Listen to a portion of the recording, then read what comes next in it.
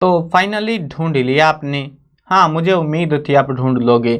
आज की इस वीडियो के अंदर मैं आपको बताऊंगा कक्षा 11 हिंदी आरोह भाग 1 कविता नंबर 4 वे आंखें। चलो शुरू करते हैं। मैं हूं अजय और आप देख रहे हैं CCL क्लास। अब सारी चीज़ें शुरू करने से पहले मैं आपको एक इम्पोर्टेंट जानकारी देना चाहूँगा, यानी कि ये जो व्याख्या है जो हम करेंगे वे आंखों वाले की, तो ये जो व्याख्या है लिखी हुई मिलेगी, डिस्क्रिप्शन में लिंक चेक कर लेना। उसके अलावा इसके MCQs, अभ्यास के प्रश्न उत्तर, महत्वपूर्ण प्रश्न उत्तर और भी कुछ चीज़ें होंगी, तो वो सारी चीज़ें वो डिस्क्रिप्शन में एक ही लिंक में मिल जाएंगी, जाके चेक कर लेना जरूर से। बहुत सारी चीज़ें काम की है। और उसके अलावा अगर आपको वीडियो देख के समझना है सब कुछ, तो वीडियो बाकायदा बनी हुई है सब चीज़ों की, तो प्लेलिस्ट खोल के देखना, उसका लिंक भी डिस्क्रिप्शन में दे दूंगा। चलो अभी शुरू करते हैं कहानी को। अब यहाँ पे जो है कहानी आती है किसान की। किसान है जिसका पूरा परिवार खत्म हो जाता है, वो दुख से भरा हुआ है और वो अपनी सारी बीती अच्छी चीज़ों को याद कर रहा है। वो आंखें भरी हुई है दुख से उन चीज़ों को याद करते हुए। तो ये चीज़ें हमें जानने को मिलेंगी, लेकिन उससे पहले हमें जानना पड़ेगा लेखक के बारे में, क्योंकि बहुत सारी चीज़ें हैं जो लेखक के ऊपर निर्भर करती हैं। लेखक कैसा उसको बनाता है, कौन सी भाषा उसने यूज़ की हुई है उसके अंदर। और हाँ, जीवन परीक्षा जिनके में आता है तो उनके लिए तो ज़रूरी है, बहुत बहुत ज़रूरी है, और ज़्यादातर बोर्ड्स में देखने को मिलता है जीवन परीक्षा इस वाली पोर्शन से। सो आप एक बार कंफर्म कर लेना कि इस वाले पोर्शन से आता है या कहानी वाले से। अगर कहानी वाले में से आता है तो इस वाले जीवन परीक्षा को ज़रूरत नहीं है याद करने की, लेकिन अगर आता है तो समझो भाई। अभी तो इसका जो मूल नाम है सुमित्रानंदन पंत है, जो ये वाले लेखक है हमारे। तो ये वाले इनका जो असली नाम है वो है गोसाई दत्त। नाम बदल लिया, नामकरण अपने आप ही कर लिया इन्होंने। इनका जन्म हुआ था 1900 में, कोसानी गांव, जिला अल्मोड़ा, उत्तरांचल। इनकी प्रमुख रचनाएं हैं वीणा ग्रंथि, पल्लव, गुंजन, युगवाणी, ग्राम्या, चिंदबरा, उत्तरा, स्वर्ण किरण, कला और बूढ़ा चांद, लोकायतन आदि। इनके सम्मान हैं भारतीय ज्ञानपीठ पुरस्कार, साहित्य अकादमी पुरस्कार, सोवियत लैंड नेहरू पुरस्कार, पद्म भूषण। इनकी मृत्यु हुई थी सन 1977 के अंदर। देखो, जीवन परीक्षा जब एग्जाम में लिखे जाते हैं कुछ चीज़ों का ध्यान रखना होता है। जैसे इन्होंने पॉइंट बना रखे ना, देखो इन्होंने तो ज़्यादा ही पॉइंट बना दिए कुछ। इनका एक तो सामान्य जीवन, एक जो है उनकी रचनाएं, ये रचनाएं रही, ठीक है, उनको कौन कौन से सम्मान मिले हैं, ठीक है, ये चीज़ें पता होनी चाहिए। उसके अलावा एक साहित्यिक विशेषताएं, जो कि नीचे ये पहरा सा बना रखा है, इसमें से मिल जाएंगे आपको। कुछ चीज़ें याद कर लेना, कुछ नहीं होती याद, सबको पता है, ये तो कोई नहीं रटता ऐसे। छायावादी के महत्वपूर्ण स्तंभ सुमित्रानंदन पंत प्रकृति के चितेरे कवि हैं। हिंदी कविता में प्रकृति को पहली बार प्रमुख विषय बनाने का काम पंत ने किया। मतलब पहले जो है ना, लोग प्रकृति के ऊपर लिखते नहीं थे, उसको समझते नहीं थे, लेकिन इसने जिस तरीके से उसको एक्सप्लेन किया, जो लिखा उसके बारे में, तो उसको देख के लोगों को ये चीज़ पसंद आने लगी और इसी की वजह से ये प्रचलित हुई थी। मतलब प्रकृति के ऊपर कविताएं। उनकी कविता प्रकृति और मनुष्य के अंतरंग संबंधों का दस्तावेज है। इनकी प्रारंभिक शिक्षा कोसानी के गांव में, क्योंकि गांव में है तो भाई ऐसा पहले नहीं था। जब देखो बात है 1900 की, उस टाइम पे के हालात समझ लो, मतलब विश्व युद्ध चल रहे थे और उस टाइम पे जो हालात थे देश के अंदर, किसी भी देश के अंदर सोच के देखो आप, बहुत बुरे हालात थे, मार काट चलती रहती थी। आजकल तो शांति हो रखी है। तो उस टाइम के ही किसान की बात है, जिसकी ज़मीन के ऊपर कब्जा किया जाता है यहाँ पे। इनकी प्रारंभिक शिक्षा कोसानी के गांव में तथा उच्च शिक्षा बनारस और इलाहाबाद में हुई। युवावस्था तक पहुंचते पहुंचते महात्मा गांधी ने एक आंदोलन चलाया, क्या नाम था, असहयोग आंदोलन, और उससे प्रभावित हो गई ये भी। इन्होंने भी अपनी पढ़ाई बीच में छोड़ दी।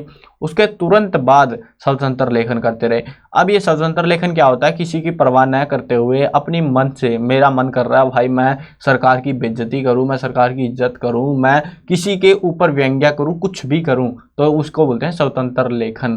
तो ये स्वतंत्र लेखन करते रहे। यह है वो भी स्वतंत्र लेखन नहीं करती, मतलब लिखनी क्या, न्यूज़ भी स्वतंत्र रूप से नहीं देती। प्रकृति के अद्भुत चित्रकार पंत का मिजाज कविता के बदलाव का पक्षधर रहा है। शुरुआती दौर में छायावादी कविताएं लिखी, पल पल परिवर्तित प्रकृति वेश इन्हें जादू की तरह आकृष्ट कर रहा था। और अब आकृष्ट करेगा तो लिखेंगे भाई हम तो बाद में चलकर। प्रगतिशील दौर में ताज और वे आंखें जैसी कविताएं भी लिखी।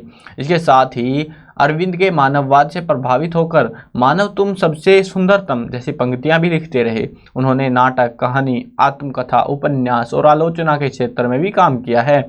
रूपहाब नामक पत्रिका का संपादन भी किया, जिसमें प्रगतिवादी साहित्य पर विस्तार से विचार विमर्श होता था। तो ये तो रहा इसका सामान्य मतलब जो विशेषताएं साहित्य के बारे में जो चीज़ें बताने की है वो बता सकते हो। और यहाँ पे खत्म हो जाएगा जीवन परिचय, 5-6 नंबर का आता है, इतना ही लिख दो काफ़ी रहेगा। लेकिन आगे जो चीज़ें हैं वो आपके काम की हैं। अगर आपके जीवन परिचय नहीं आता तब भी कर लो, ये चीज़ें पढ़ोगे तभी कहानी समझ में आएगी। पंत जी भाषा के प्रति बहुत सचेत थे। इनकी रचनाओं में प्रकृति की जादूगरी जिस भाषा में अभिव्यक्त हुई है उसे स्वयं पंत चित्र भाषा बोलते थे, उसकी संज्ञा देते थे। ब्रज भाषा और खड़ी बोली, ये दो भाषा उस टाइम पे बहुत प्रचलित थी। कौन सी भाषा थी? एक तो ब्रज भाषा। आप अगर जीवन परिचय कर रहे हो ना और आपको कुछ समझ में नहीं आ रहा तो सीधी बात ये है कि ज़्यादातर जो है ना उस टाइम पे दो ही भाषा मिलती थी, ब्रज भाषा और एक थी खड़ी बोली। ब्रज भाषा जैसे ये मतलब कबीरदास, सूरदास, उस टाइप के जो लेखक थे वो बहुत ही टेढ़ी भाषा थी जिसकी व्याख्या आपको ये समझ लो डिफिकल्ट लगे, कुछ समझ में ना आए क्या लिख रखा है, तो वो ब्रज भाषा थी ज़्यादातर केसी में। ऐसा नहीं है कि 100% वही थी। और हाँ, ज़्यादातर जो है हमें खड़ी बोली देखने को मिलती है। आपकी जो हिंदी है उसमें भी खड़ी बोली के कई सारे चैप्टर्स हैं, व्याख्या है। तो ये जो कहानी है इसमें भी खड़ी बोली है। इन दोनों के विवाद में उन्होंने खड़ी बोली का पक्ष लिया और पल्लव की भूमिका में विस्तार से खड़ी बोली का समर्थन भी किया। प्रस्तुत कविता वे आंखें। अब यहाँ पे कविता के बारे में है कि कविता जो वे आंखें जो कविता है पंत जी के प्रगतिशील दौर की कविता है। इसमें विकास की विरोधाभासी अवधारणाओं पर करारा प्रहार किया गया है। युग युग से शोषण के शिकार किसान का जीवन कवि को आहत करता है, कवि को दुख पहुंचा रहा है उसका जीवन। दुखद बात यह है कि स्वाधीन भारत में भी किसान को केंद्र में रखकर व्यवस्था ने निर्णायक हस्तक्षेप नहीं किया। कविता ऐसे ही दुष्चक्कर में फंसे किसान के व्यक्तिगत एवं पारिवारिक दुखों की परतों को खोलती है और स्पष्ट रूप से विभाजित समाज की वर्गीय चेतना का खाका प्रस्तुत करती है।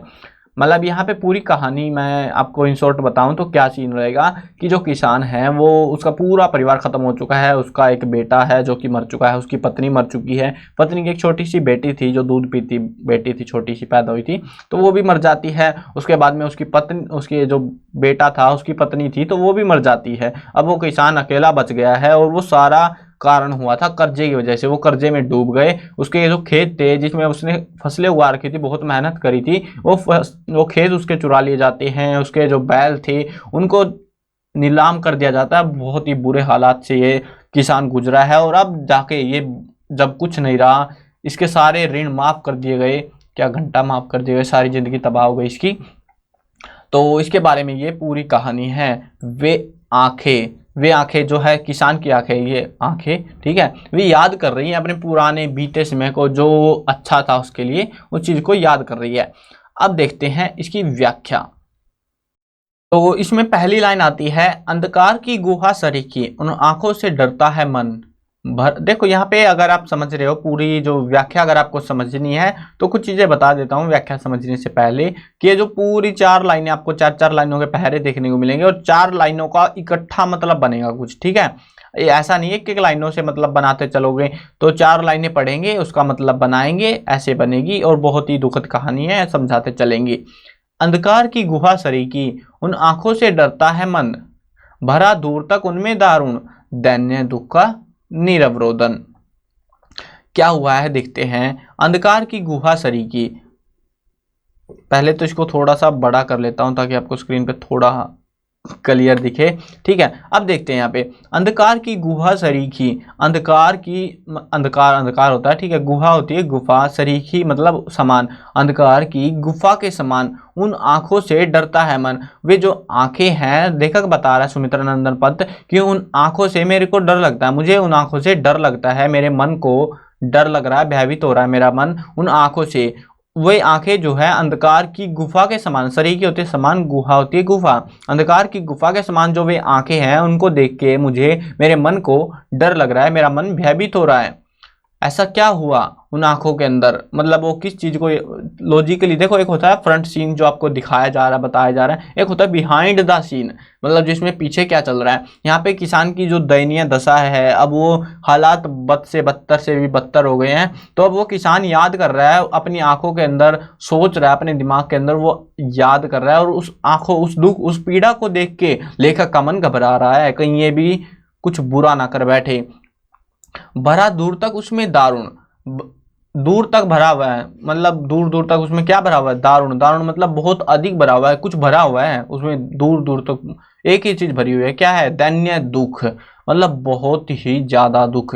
दारुण का मतलब अधिक और दुख का मतलब दुख, और दैन्य होता है दीनता के, दीनता मतलब मजबूरी जो होती है ना, मजबूरी टाइप का मतलब शब्द है ये।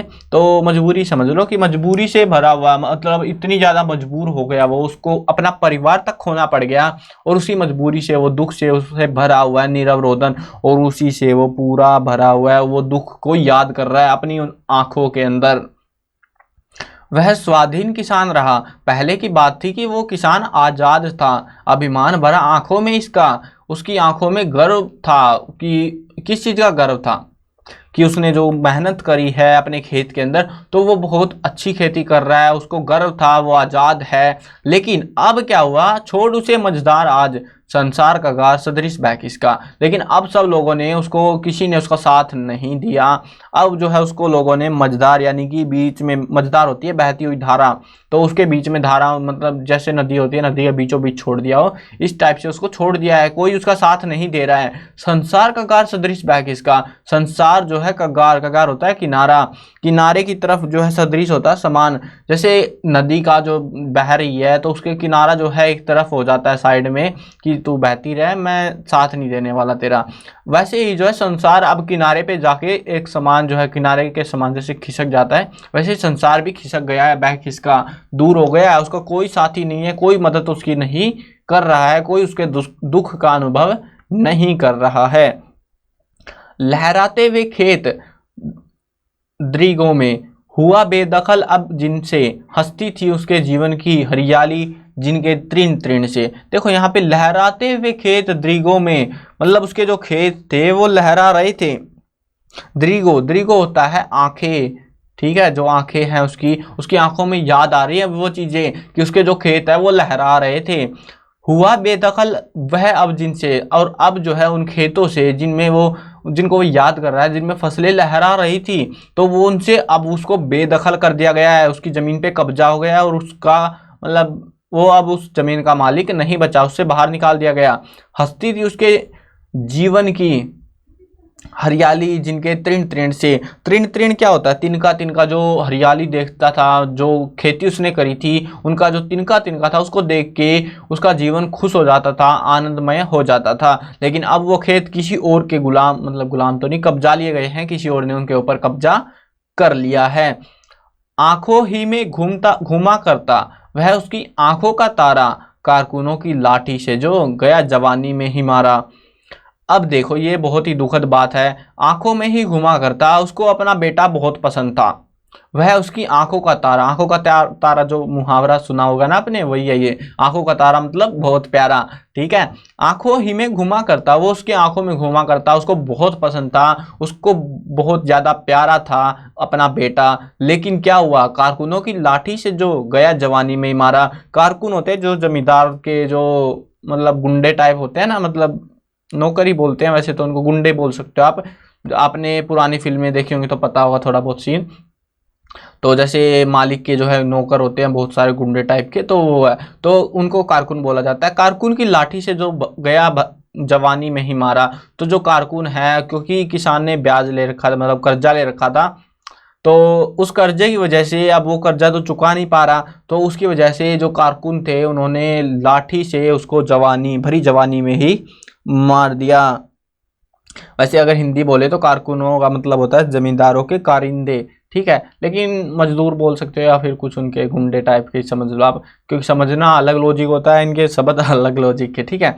तो समझ गए ना इस पैरे को, कि उसको अपना बेटा बहुत ही ज्यादा पसंद था, प्यारा था, और वो कारकुनों की लाठी की वजह से मारा जाता, उसको पीट पीट के मार दिया गया भरी जवानी के अंदर ही। अब ये प्यारी सी आंखें देखो, क्या प्यारी आंखें हैं, और जो कि आंसू से भरी हुई है, उसको याद आ रही है ये सारी चीजें। बिका दिया घर द्वार, घर द्वार मतलब घर, उसका पूरा जो घर परिवार था, जो घर था जहाँ पे वो रह रहा था, वो भी बिकवा दिया। महाजन ने ना ब्याज की कौड़ी छोड़ी। महाजन जो है मतलब जो जिनसे उन्होंने कर्जा ले रखा था, उसने जो है कौड़ी तक नहीं छोड़ी, मतलब एक भी आना, बिल्कुल कुछ नहीं छोड़ा उसके पास। ब्याज की, महाजन, महाजन जिससे उसने कर्जा लिया हुआ था ना उसको बोलते हैं महाजन, जो सूद पे उधार देते थे पैसे लोगों को, उस टाइम पे होता था ये सीन। तो आजकल बैंकों में से लेते हैं लोग। अब जो है उस महाजन ने जो है ब्याज की कौड़ी ने न ब्याज की कौड़ी छोड़ी, उसने कुछ नहीं छोड़ा, रह रह आंखों में चुभती रही वह कुर्क हुई बरगों की जोड़ी। कुर्क को देखो, आंखों में चुभती रही, वो तो सीधी बात है। कुर्क होते हैं, क्या होते हैं कुर्क? कुर्क का मतलब होता है नीलामी, बेच देना। क्या बरगों की जोड़ी, देखो बरगों का की जोड़ी बहुत जगह आती है, अगर आपने व्याख्या पहले भी करी है, पढ़ी है, समझी है, पता होगा। बरगों की जोड़ी मतलब बैलों की जोड़ी। तो क्या हुआ, उसका घर बिकवा दिया। उसके जो महाजन था उसने उसके पास उसका कुछ भी नहीं छोड़ा, सब कुछ बिकवा दिया उसने। और जो आंखों में रह रहे, आंखों में चुभती रही, पहले तो देखो खेत पे कब्जा हो गया, अब जो है उसका घर बिकवा दिया, उसके बाद में जो उसके बैलों को भी बिकवा दिया, नीलाम करवा दिया। तो ये सारी चीजें देख देख के वो आंखों में चुभ रही है उसके, और उसने, महाजन ने उसके पास कौड़ी तक भी नहीं छोड़ी, उसकी माफी नहीं करी। उजरी उसके सिवा किसे कब पास दुहाने आने देती, आंखों में नाचा करती उजड़ गई जो सुख की खेती। उजरी, उजरी है एक सफेद सी गाय है, ठीक है, उसको बोला गया है श्वेत, मतलब सफेद जो गाय है उसका मतलब होता है ये उजरी का मतलब, ठीक है। तो उजरी उसके सिवा किसे कब पास दुहाने आने देती। तो जब वो दूध दोहने आता था, दूध निकालने आता था गाय का, तो वो किसी और को अपने पास आने नहीं देती थी। मतलब शायद टक्कर मारती होगी, लात मारती होगी किसी को, लेकिन हाँ सिर्फ उसी के से, जो किसान है उसी से वो अपना दूध दुहाती थी, बाकी किसी को अपने पास आने नहीं देती थी। अब बोल रहा है कि आंखों में नाचा करती, वो आंखों में मुझे बहुत पसंद थी, उजड़ गई जो सुख की खेती, और अब वो गाय भी चली गई है। यानी उसका जो घर परिवार था सब कुछ बिक गया। देखो बेटा मर गया, ठीक है, उसके बाद में उसका जो है खेत पे कब्जा हो गया, उसका जो गाय और जो बैल थे वो दोनों बिक गए हैं, मतलब नीलाम हो गए हैं। तो ये सब कुछ उसका चला गया है। उसके पास अब थोड़े बहुत बचे हैं, उनके साथ भी देखते हैं क्या दुखद कहानी होती है। तो अभी तक ये सारी चीज़ें हमने जान चुके हैं। तो अब उसकी गाय भी उसके पास चली गई है, मतलब पास से चली गई है, उजड़ गई जो सुख की खेती, जो सुख का समय था, जो अच्छा सुनहरा समय था उसका, वो अब चला गया है। बिना दवा दर्पण के घरनी, घरनी का मतलब होता है पत्नी, ठीक है। बिना दवा दर्पण, बिना दवा दारू के, दर्पण दारू का मतलब की जगह पे यहाँ पे, बिना दवा दर्पण के घरनी स्वर्ग चली आंखें भर आती भर, देख रेख के बिना दूध मुही, बिटिया 2 दिन बाद गई मर।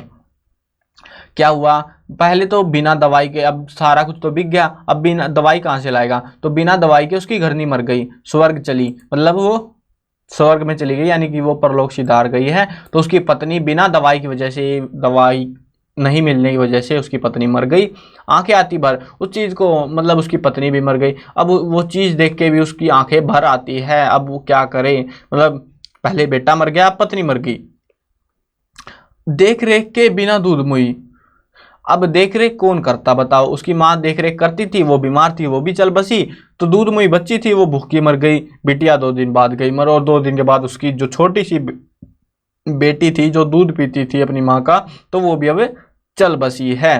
मतलब उसके परिवार में अब कौन बच गया, सिर्फ एक बेटे की बहू बच गई है, उसके साथ पता नहीं क्या होने वाला है, लेकिन बाकी सब उसके परिवार से चले गए हैं, परिवार उसका खत्म हो गया है। उसका जो सुनहरा समय था जिसमें वो खुश था, उसकी आज़ादी थी, वो अब छिन चुकी है। चलो आगे समझते हैं। घर में विधवा रही पतोहू, अब जो है घर में कौन बचा, विधवा, मतलब कौन थी वो, पतोहू, उसके बेटे की बहू, ठीक है। अब वो सिर्फ वही बची थी, लक्ष्मी थी, उसका नाम तो लक्ष्मी रख रखा था, यद्यपि पति घातिन, लेकिन क्या थी वो, पति को मारने वाली थी। अब देखो पति को किसने मारा था, आपको भी पता है, मेरे को भी पता है, और किसान को भी पता है, लेकिन उस टाइम पे क्या माना जाता था कि जो पत्नी आ रही है उसी की वजह से ये सारे जो कांड होते हैं, तो ये पत्नी की वजह से होते हैं, और पत्नी के ऊपर दोष आरोपित किया जाता था कि तुम्हारी वजह से पति परेशान है या पति मारा गया, जो भी कुछ होता था पत्नी जिम्मेदार रहती थी, चाहे वो कुछ भी रहा हो। तो वही बता रहा है यहाँ पे, मतलब उस टाइम की जो सोच थी, मानसिकता थी, उसको दर्शा रहा है कि उसका नाम तो लक्ष्मी था, लेकिन वो पति घातिन थी, उसने ही अपने पति को मरवा दिया। पकड़ मंगाया कोतवाल ने, डूब कुएं में मरी एक दिन। अब जो है क्या हुआ, कोतवाल जो है जिसने उसके खेत पे कब्जा किया था, जिसने मतलब उसके बेटे को, उसके पति को मरवा दिया था, उसकी पत्नी जो है अब कुएं में डूब के मर गई है। तो क्या हुआ था, पकड़ मंगवाया कोतवाल ने। उसी कोतवाल ने जो है बोला कि उसकी पतोहू को पकड़ के ले आओ किसान की। तो अब जो है वो पकड़ने के डर से वो डूब कुएं में मरी एक दिन, और एक दिन वो भी जाके कुएं में कूद के मर गई। सब मर गया, कौन बचा, किसान बचा। अब कोई नहीं उसके परिवार में बचा हुआ है। खैर, पैर की जूती जोरू, अब क्या करूं मैं। खैर खैर मतलब होता है ना, ऐसे नॉर्मल शब्दों का इस्तेमाल किया जाता है। खैर, पैर की जूती जोरू, पैर की जूती जोरू मतलब गुलाम, जोरू का गुलाम तुमने सुना होगा, जोरू मतलब पत्नी है यहाँ पे, ठीक है। तो खैर, पैर की जूती जोरू यानी कि पत्नी, तो यार पैर की जूती है, कोई बात नहीं ना। सही एक दूसरी आती, एक नहीं थी, चल एक मर गई कोई बात नहीं, दूसरी ले आते, है ना। ना सही एक दूसरी आती, एक नहीं, एक मर गई तो कोई बात नहीं, दूसरी आ जाती। पर जवान लड़के की सुध कर सांप लौटते फटती छाती। लेकिन जो जवान लड़का उसका मर गया है, उस चीज को याद करके उसके सीने पर सांप लौटते मतलब उसका जी मचलाने लगता, उसकी छाती फटने को हो जाती, उसको बहुत ही ज्यादा डर लगता। बोल रहा है कि पत्नी तो पैर की जूती के समान है, ये एक चली गई कोई बात नहीं, दूसरी ले आएंगे। लेकिन लड़का मर गया, ये दूसरा नहीं आने वाला, ठीक है। जवान लड़का मर गया उसका, तो ये चीज याद करके मतलब उसको अपनी पत्नी के जाने का इतना दुख नहीं है जितना उसको अपने बेटे का जाने का दुख है, ठीक है। समझ में आ गया। अब लास्ट वाला पहरा आ गया, पिछले सुख की स्मृति आंखों में। अब जो पहले सुख था, सब कुछ भरा पूरा परिवार था, खेत थे, हरियाली थी, मतलब जो आज़ादी उसको मिली हुई थी, उसकी जो स्मृति है, उसकी जो यादें हैं उसके आंखों में आ रही हैं। क्षण भर एक चमक है लाती, वो जब याद करता है तो खुशी आती है उसके, लेकिन वो क्षण भर होती है, मतलब थोड़े से टाइम के लिए होती है। तुरंत शून्य में गड़ वह चितवन तीखी नोक सदृश बन जाती। लेकिन ज़्यादा देर ये रहने वाली थी नहीं। तो ये जो याद थी, ठीक है, तो ये जो याद थी, सदृश होता है, हमने पहले भी जाना था, सदृश समान। ये जो याद है उसकी, अभी जो भी कुछ याद कर रहा था पहले बीता समय मेरा, तो उसको जो है वो तीखी नोक के समान चुभता। पहले तो खुशी आती कि, या फिर बाद में जो है वो उसी को तीखी नोक के समान बन जाती। वो याद उसकी मतलब उसको पीड़ा देती, कष्ट देती, बहुत ही ज्यादा परेशान कर दी उसको। अपना दुख याद आने लगता और वो अपने दुख को कभी भुला नहीं पाता। तो आई होप आपको समझ में आ गया होगी। व्याख्या इजी थी, थोड़ी दुखद कहानी है, लेकिन चला लो, काम चला लो। हाँ चलो, खत्म करता हूँ। व्याख्या आपकी हो चुकी है और अभ्यास के प्रश्न उत्तर अलग से कराऊंगा, क्योंकि समझाने भी है यार, इसमें से आते हैं काम के क्वेश्चंस आते हैं। चलो वीडियो करते हैं खत्म। मैं कवर करने वाला हूँ क्लास 6, 7, 8, 9, 10, 11 और 12th क्लास की सभी सब्जेक्ट्स के वीडियोस, हिंदी मीडियम और इंग्लिश मीडियम दोनों में होने वाली है। तो एक ही काम करो, बस सब्सक्राइब करो, साथ में घंटी दबा लेना, ताकि अगर कोई अपडेट, अगर कोई वीडियो मैं आपकी क्लास की डालूँ तो आपको टाइम से पता लग पाए।